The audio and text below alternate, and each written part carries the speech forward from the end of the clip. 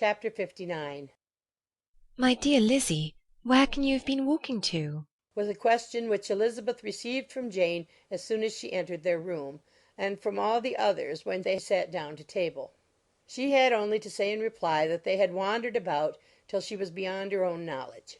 She coloured as she spoke, but neither that nor anything else awakened a suspicion of the truth.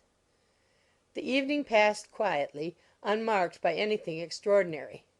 The acknowledged lovers talked and laughed; the unacknowledged were silent.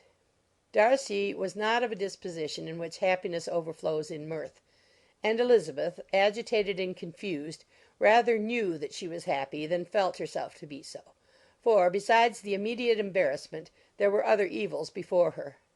She anticipated what would be felt in the family when her situation became known. She was aware that no one liked him but Jane, and even feared that with the others it was a dislike which not all his fortune and consequence might do away. At night she opened her heart to Jane. Though suspicion was very far from Miss Bennet's general habits, she was absolutely incredulous here. "You are joking, Lizzie. This cannot be. Engaged to Mr. Darcy?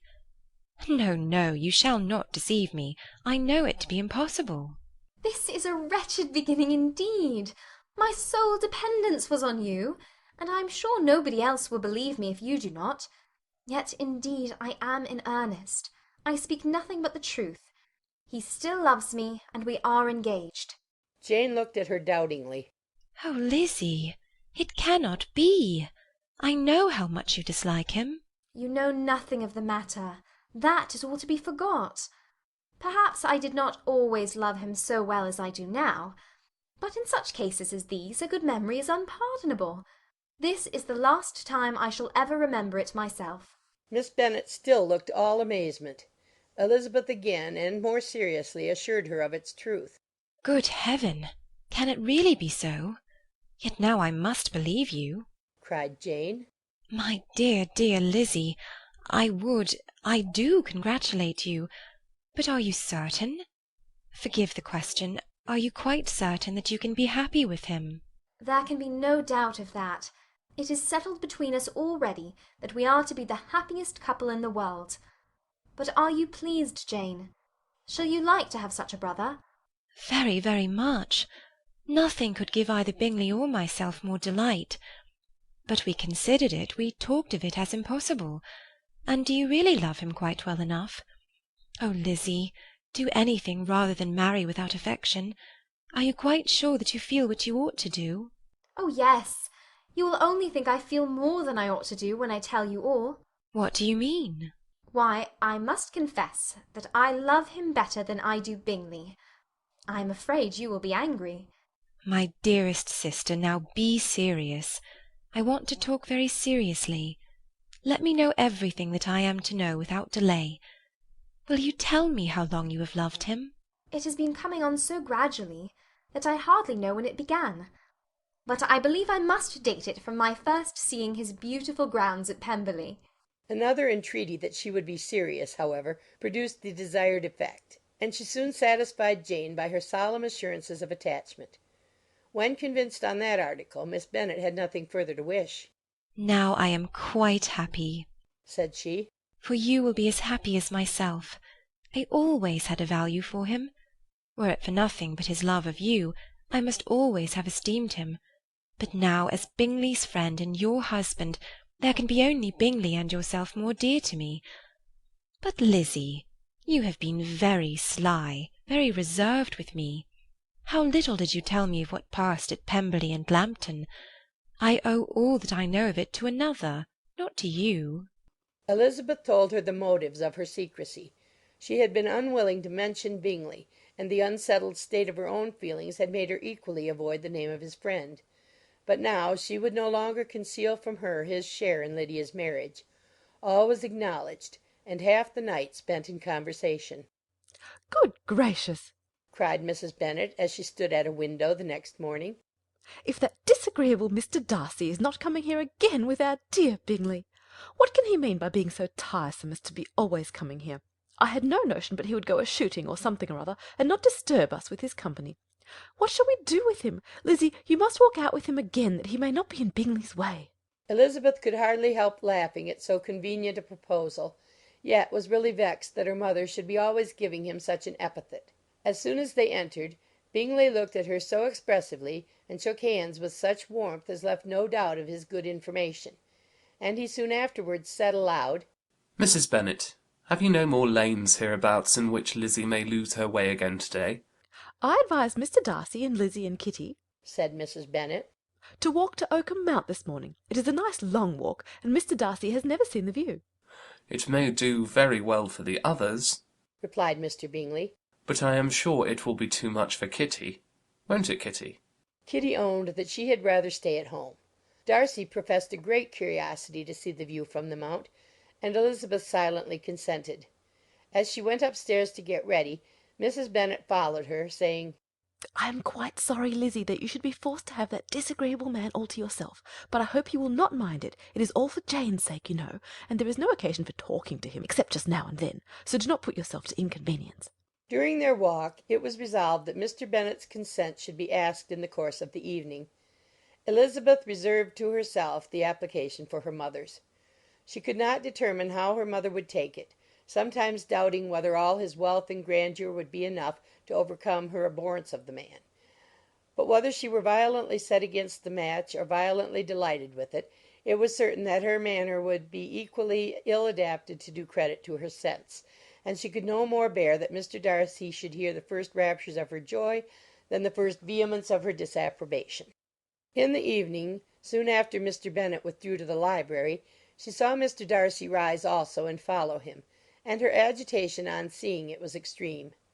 She did not fear her father's opposition, but he was going to be made unhappy, and that it should be through her means, that she, his favourite child, should be distressing him by her choice, should be filling him with fears and regrets in disposing of her, was a wretched reflection, and she sat in misery till Mr. Darcy appeared again, when, looking at him, she was a little relieved by his smile. In a few minutes he approached the table where she was sitting with Kitty, and while pretending to admire her work, said in a whisper, "Go to your father. He wants you in the library." She was gone directly. Her father was walking about the room, looking grave and anxious. "Lizzie," said he, "what are you doing? Are you out of your senses to be accepting this man? Have not you always hated him?" How earnestly did she then wish that her former opinions had been more reasonable, her expressions more moderate. It would have spared her from explanations and professions which it was exceedingly awkward to give. But they were now necessary, and she assured him with some confusion of her attachment to Mr. Darcy. "Or, in other words, you are determined to have him. He is rich, to be sure, and you may have more fine clothes and fine carriages than Jane, but will they make you happy?" Have you any other objection, said Elizabeth, than your belief of my indifference? "None at all. We all know him to be a proud, unpleasant sort of man. But this would be nothing if you really liked him." I do like him. she replied, with tears in her eyes. I love him. Indeed, he has no improper pride. He is perfectly amiable. You do not know what he really is. Then pray do not pain me by speaking of him in such terms. "Lizzie," said her father, "I have given him my consent. He is the kind of man, indeed, to whom I should never dare refuse anything which he condescended to ask. I now give it to you, if you are resolved on having him. But let me advise you to think better of it. I know your disposition, Lizzie. I know that you could be neither happy nor respectable unless you truly esteemed your husband, unless you looked up to him as a superior. Your lively talents would place you in the greatest danger in an unequal marriage. You could scarcely escape discredit and misery. My child, let me not have the grief of seeing you unable to respect your partner in life. You know not what you are about."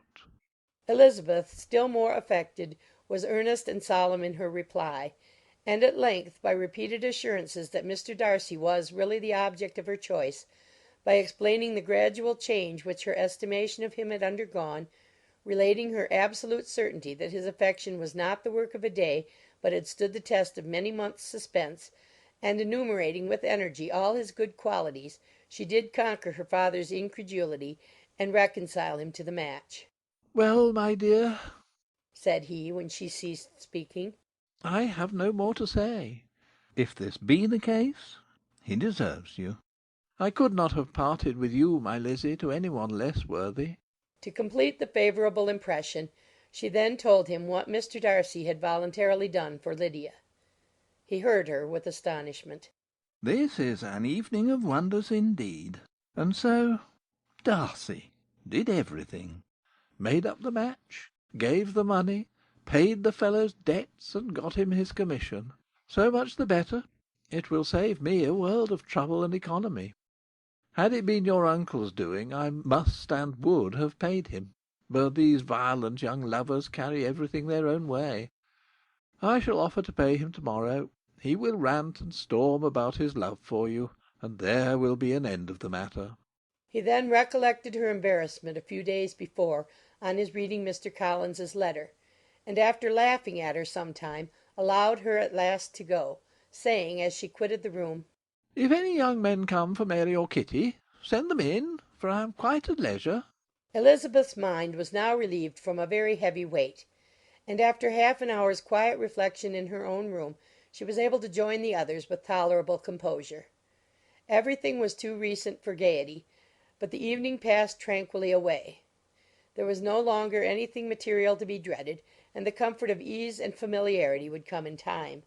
When her mother went up to her dressing-room at night, she followed her, and made the important communication. Its effect was most extraordinary, for on first hearing it, Mrs. Bennet sat quite still, and unable to utter a syllable.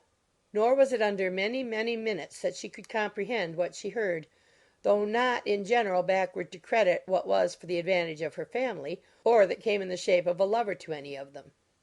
She began at length to recover, to fidget about in her chair, get up, sit down again, wonder, and bless herself. Good gracious! Lord bless me! Only think, dear me! Mr. Darcy, who would have thought it? And is it really true? Oh, my sweetest Lizzie, how rich and great you will be! What pin money, what jewels, what carriages you will have! Jane's is nothing to it, nothing at all. I am so pleased, so happy! Such a charming man, so handsome, so tall! Oh, my dear Lizzie, pray apologise for having disliked him so much before. I hope he will overlook it. Dear, dear Lizzie, a house in town, everything that is charming, 3 daughters married, 10,000 a year. Oh, Lord, what will become of me? I shall go distracted. This was enough to prove that her approbation need not be doubted, and Elizabeth, rejoicing that such an effusion was heard only by herself, soon went away. But before she had been 3 minutes in her own room, her mother followed her. My dearest child, She cried, I can think of nothing else. 10,000 a year, and very likely more. 'Tis as good as a lord, and a special licence. You must and shall be married by a special licence. But, my dearest love, tell me what dish Mr. Darcy is particularly fond of, that I may have it to-morrow.